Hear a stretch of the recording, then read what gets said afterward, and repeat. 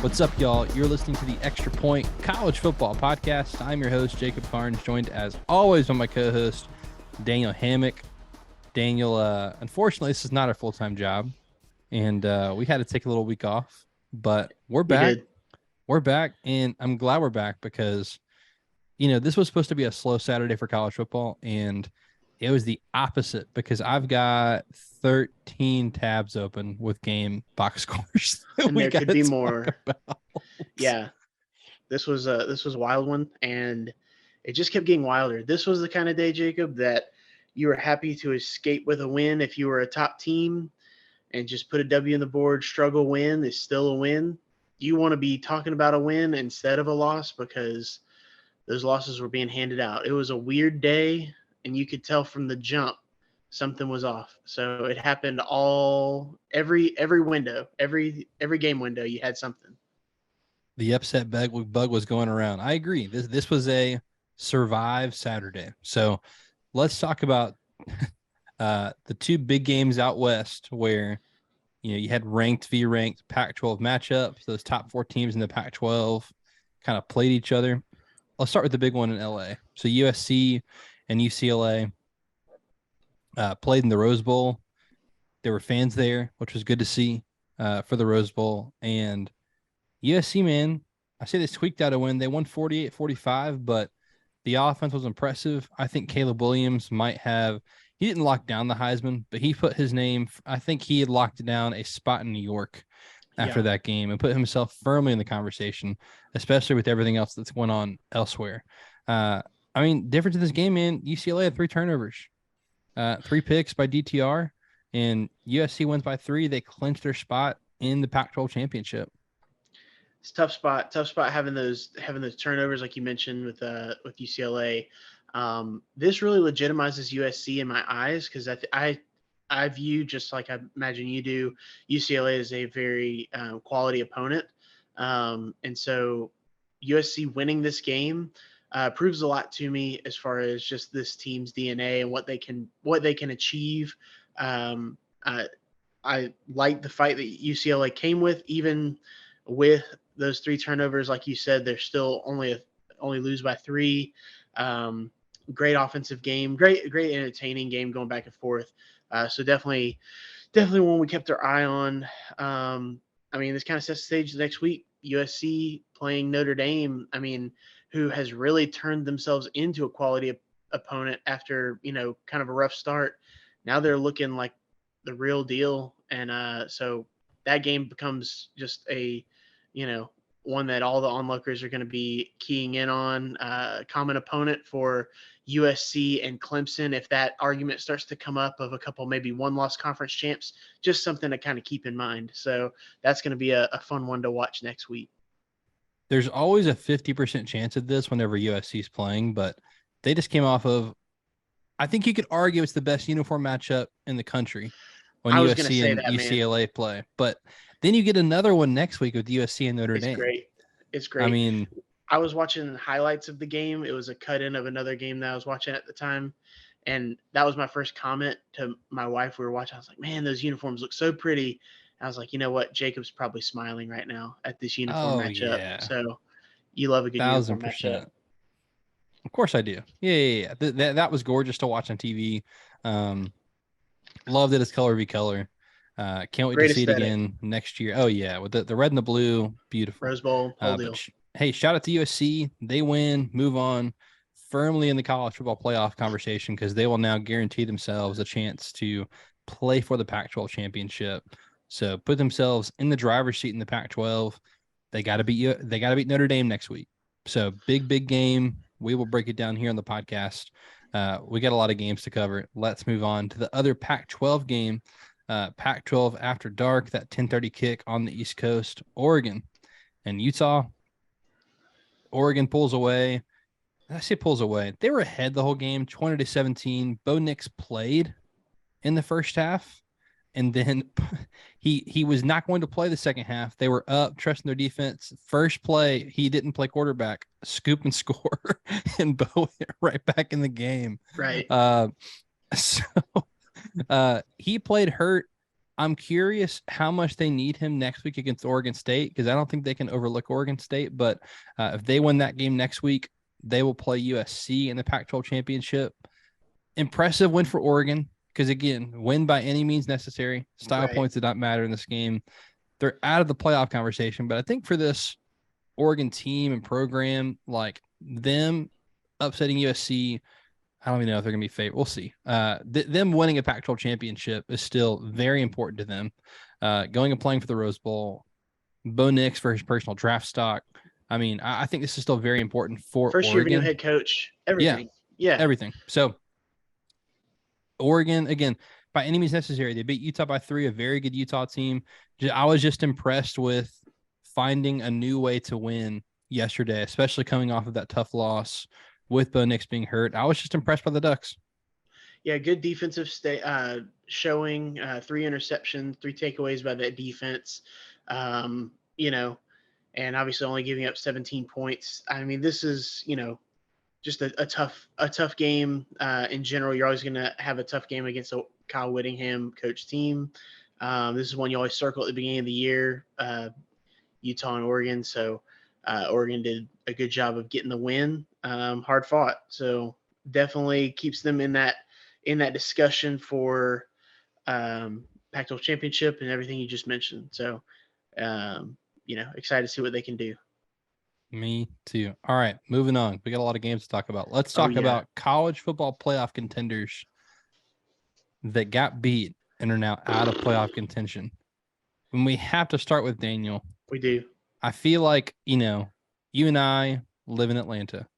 We We have do. some friends who run in some Knoxville circles, and I've heard You a know, lot of conversation around playoff scenarios. And now it doesn't matter because it's all over. so here's my thing. South Carolina, winners get talked about first. South Carolina scored 6 points against Florida. They scored 38 against Vandy. They scored 10 points in their loss against Missouri. Dude, have they just been saving all this for Tennessee, man? I mean, 63 points. Spencer More Rattler's 6 specifically, Spencer touchdowns. Rattler. Yeah, he has had some stinkers this year, and he played like that number one quarterback we heard about in 2019 when he came out of high school. I mean, he was phenomenal in this game. I do think that part of it was just Tennessee's defense being really bad. I think part of it was a great game plan. Jaheim Bell out of the backfield. I was listening to an insider, I guess a beat writer for them for South Carolina this past week leading up to the game. And they were saying that a lot of fans were upset that Bell was getting so much run in the backfield when they wanted him, because, he's a traditional tight end that they're putting in the backfield. They wanted him to get more catches as an H-back or a tight end, and they didn't like how he was being utilized come into this game. And he's utilized to perfection, I think, in the run game and the pass game.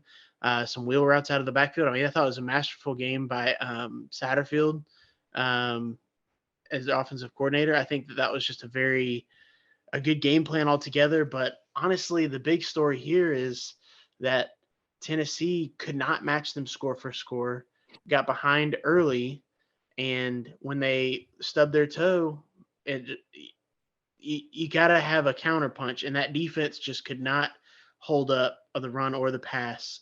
It was tough sledding on that side of the ball, and then of course leads to that awful injury we saw with Hendon Hooker. I hate to hear anything like that. This game was well in hand before any sort of injury Right. happened, so Right. the game had already turned to blowout by South Carolina. So you hate to see that. I'd hate for that to be categorized as part of what happened. Yeah. It did happen towards the end there. So you hate that for Hendon because he's most likely going to be in New York as a Heisman contender, maybe the Heisman winner. He might still be. I don't know how that's going to work with I hope he missing at his least gets last an game. invite. It'd be cool. It'd be cool for him to still be invited. And then he's probably going to be a top draft pick. I mean, the quarterback class this year, I could see him still sneaking his way in the first round. Tearing an ACL at this point in the year, it's just tough. I hate it for him, but luckily it is just an ACL, something that you can kind of get back from. We'll see how they go forward with Joe Milton at quarterback. I mean, he capable quarterback at this level. He's at least a name we know. He led a touchdown drive late in that game, even though this was very well in hand. So interested to see what Tennessee does against Vandy next week, and then their eventual bowl game. Because it does feel like a lot of the lightning in a bottle magic that they had this year, Jacob, was captured with Hendon Hooker as the quarterback. So I'd hate to sell them short. I do think that the whole program has been, on a great run, but it seems like a lot of this was Hendon Hooker. Curious if that's going to continue or if it's going to maybe stagnate and take a step back. Dude, Spencer Rattler, 30 of 37, 438, 6 touchdowns to 12 different receivers. 12 different people caught a ball. Insane. I mean, without their top 2 running backs. You see Rattler doing the Kobe on the sideline, counting his touchdowns. It was great. Oh, man.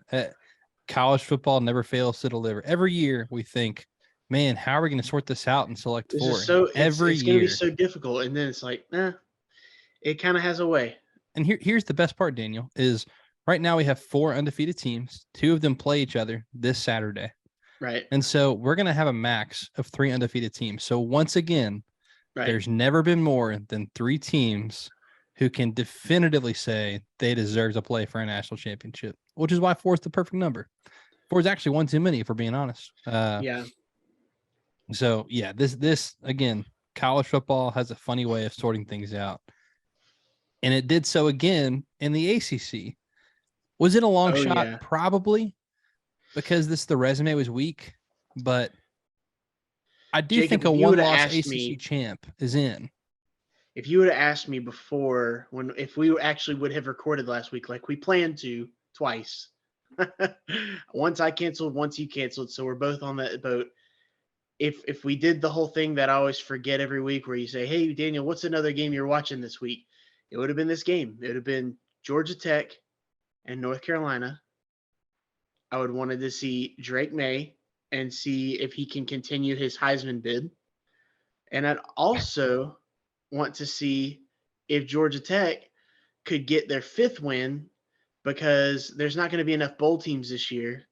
And if Georgia Tech could sit at 5-7, they stand a chance to get invited to a bowl game, because they're not going to win next week. And I was hoping for their sake that they would have won last week against Miami, and that bad Miami team beat the crap out of Georgia Tech. So that's something I was just kind of had a little nugget on.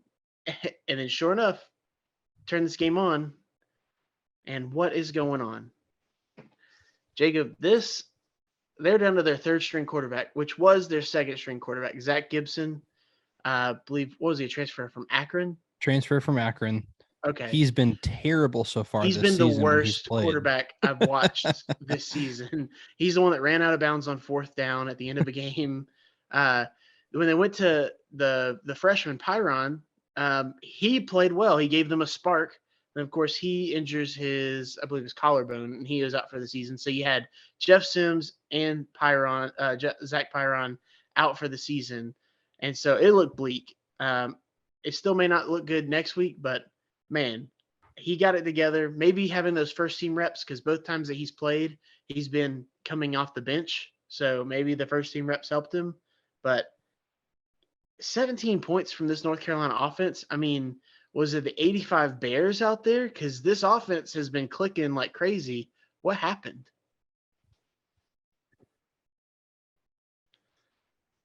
Mac Brown's done this every year, man, at UNC. He's got one every year. And he had 2 this year. It's just like, he had the one at Florida State, I think, last year, where it was just like got blanked on the road to a terrible Florida State team. Right. I mean, it's just, yeah. I mean, as long as Mac Brown's the coach there, I'm just going to count on one of these every year. Now, I do need them to beat NC State to have my 10-2 Tar Heels. Speaking of preseason bets, am I a little mad at Georgia Tech for giving a little effort after firing their coach? Absolutely, because that's the only I had a chance to go undefeated on preseason win totals. Georgia Tech under 3.5.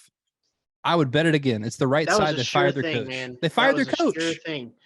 if they would have kept their coach or fired their coach, it was a sure thing that they Gosh, were not going to win more than 3 games.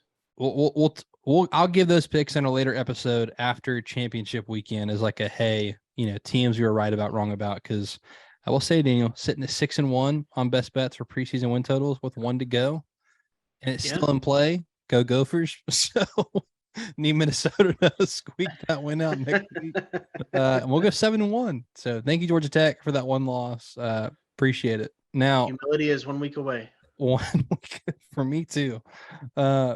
Daniel, the top 4 teams all kind of play with their food. I say that. TCU didn't. TCU's done this every week. So I just expect it. This is just TCU, man. I'll at least highlight that one. And I mean, Georgia won by 10, Ohio State won by 13. It's like literally a scoop and scoring the last play of the game. That was a 6-point game until that fumble. Michigan kicks a walk-off field goal to win by 2. TCU kicks a walk-off field goal to win by 1. So, credit to TCU. Again, I think you're not always what your record says you are, but man, TCU has won every game on their schedule. I think the Big 12 top to bottom is really good this year. Just a lot of good, solid teams. Best middle for sure. They keep finding a way to win. Like, again, if there's anyone arguing over an undefeated Power 5 conference champion getting into the playoff, you're crazy.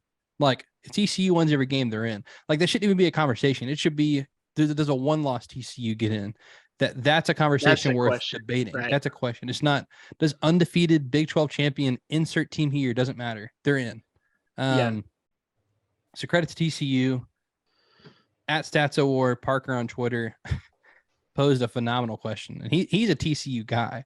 Right. He said, why didn't Baylor, and I'm curious to see if this is legal. I want to go see if someone's responded. Why didn't Baylor, when TCU subbed in the field goal unit, why didn't Baylor do a slow sub and run the clock out?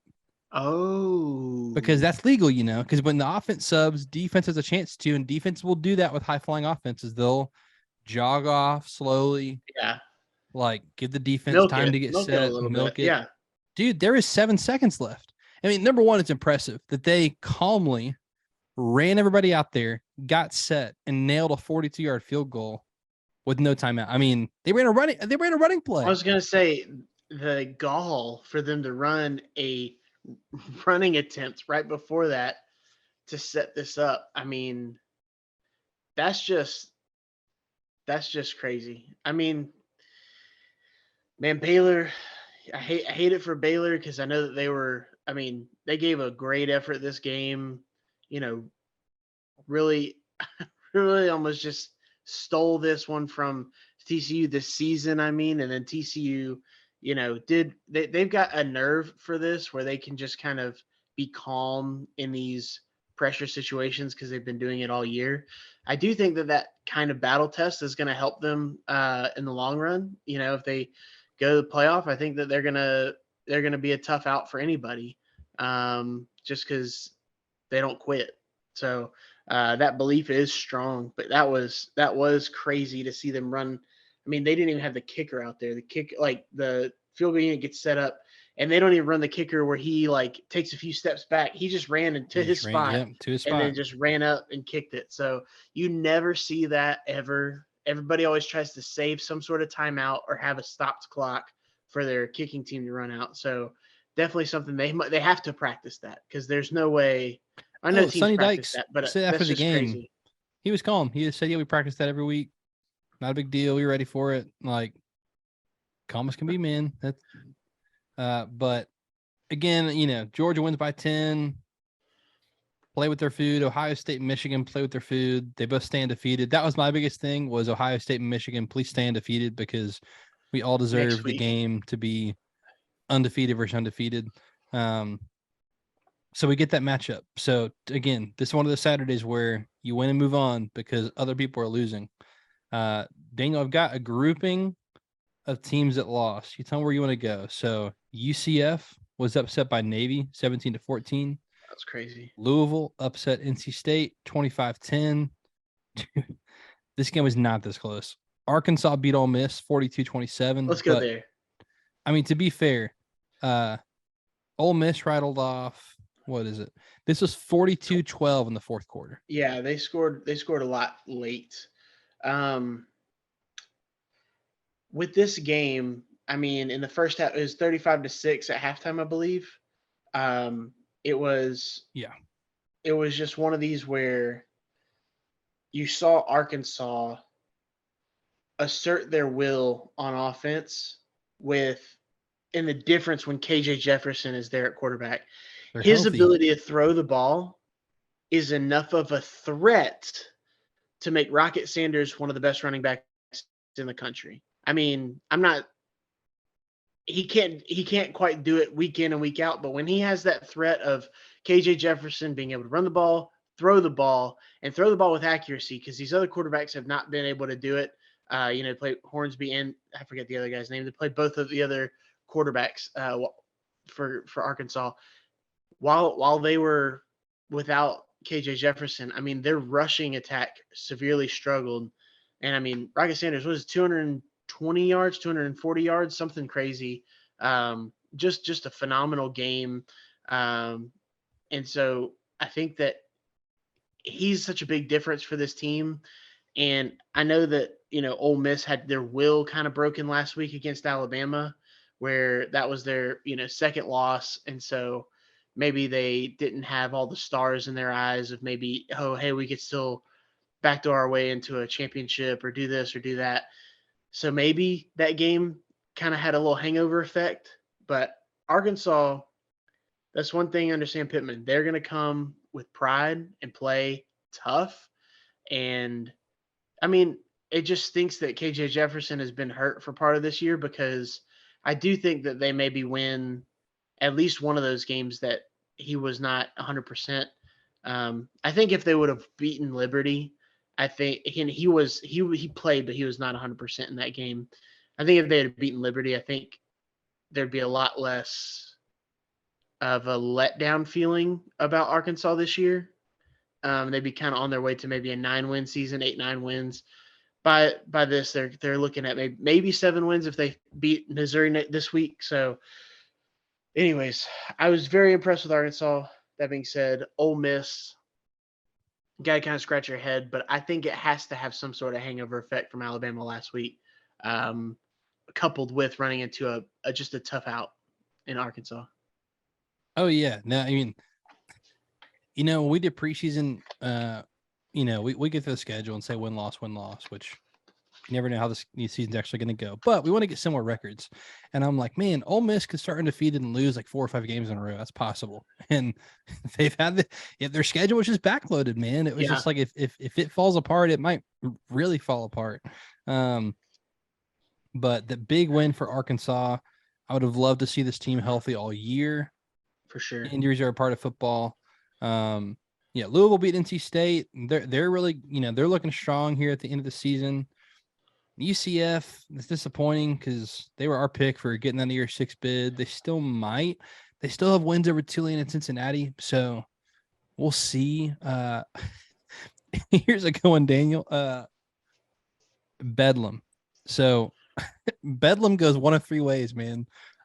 Oklahoma by a little, Oklahoma by a lot, or Oklahoma by a medium amount. And then there's random outliers like last year. But man, even in their worst season in decades, Oklahoma found a way, man. What were they at, 28-0? In the first quarter, then they didn't score again. Yeah. I mean, it was wild. And I think it was because all these games were happening at the same time and they're all kind of tied together.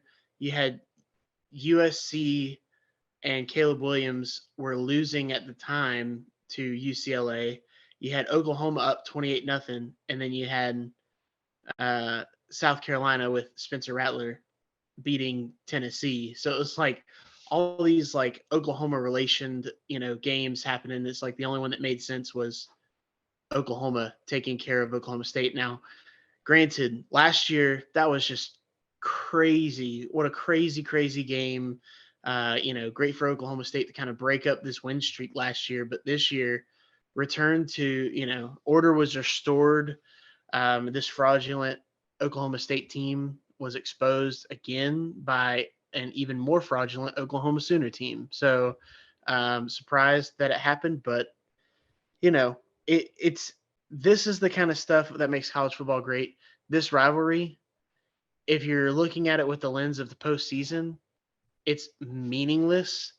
But all these fans, all the staffers, everybody at these schools, they care about this game and it matters. And you know, excited for them to have this game. Obviously, it's weird that it's a week early. Did we even look anything up about that? I forgot to even see why it was a week early. But that being said, yeah. So shout out to Oklahoma for doing what they do. Last game, Daniel. Do it. Our boy, Barton Simmons. Friend of the show. Not one, but 2 SEC wins in a row for the Vanderbilt Commodores. And they're going for 3 next week. I'm about to say, dude, Hendon Hooker's out. And Joe Milton, look, he's really, really good at finding people and putting the football in their hands on the defense. And so he might do that next week with Vanderbilt. Nothing's off the table for this Vanderbilt team, man. They might go bowling if they beat Tennessee next week. That would be insane. It would be insane to end the year on 3 straight SEC wins. And 3, I mean, Kentucky's nothing to snuff at. Florida's nothing to snuff at. Tennessee would certainly be nothing to shake your head at. I mean, that is 3. That would be amazing if that happened. I'll just kind of bask in the glow of this win. I mean, to go from beating Kentucky and it kind of being like, yeah, well, you just caught Kentucky napping, to playing Florida this week, and you're playing against a much more talented roster, and you just come out and they got up on them. So it was 28-12 at one point. And I mean, they had the lead, and they were just 31-18. Just holding it down for a while, and Florida had to kind of fight to get this one back to a respectable level. But yeah, I'm proud of Clark Lee and that crew. That's a tough job. So to get a win like this, I believe this was the first time since 1988 that they've beaten them in Vanderbilt. And I mean, they've only won one other game against them. So in that time frame. So yeah, this just does not happen very often. So, great for the Commodores, man. Good for the Doors. Daniel, that was a busy week of football. I did want to highlight that, man, we didn't do a picks episode, but you went 5-2 and I went 6-1. Yeah. That is great for the syndicate, my friend. We needed it, my friend. We needed it. So on the year, I do want to pull this up real quick. So you and I are first and second for picks. So that looks really good for our credibility, right? Yeah, it does. Yeah. So, but this is just on, we did picks before we put it on Run Your Pool, but I'm sitting at 33-23. You're sitting at 30-26.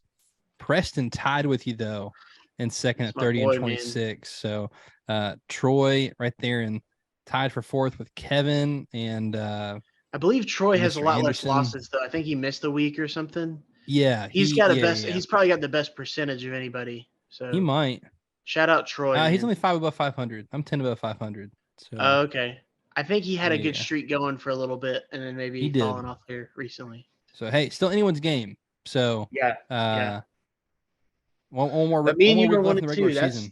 That's solid, man. That's good. Look.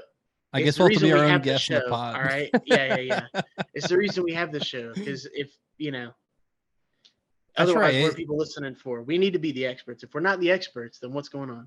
So, I love looking at this record. I mean, it's just like, we know what we're talking about. We can back it up with some some wins. It's like, do we know what we're talking about? Let's go look at the board. Okay, yeah. We know what it says right here that I know what I'm talking about. Oh my gosh. Goodness. Well, hey, thanks so much for listening. Be sure to follow us on social media at the Extra Point Pod on Instagram, Facebook, and now YouTube. YouTube added handles, so make sure to subscribe to us there at the Extra Point Pod on YouTube. You can follow him on Twitter at Deep South Daniel. You can follow me on Twitter at Jacob Carnes with a K. That will do it for this edition of the Extra Point. He is Daniel. I am Jacob.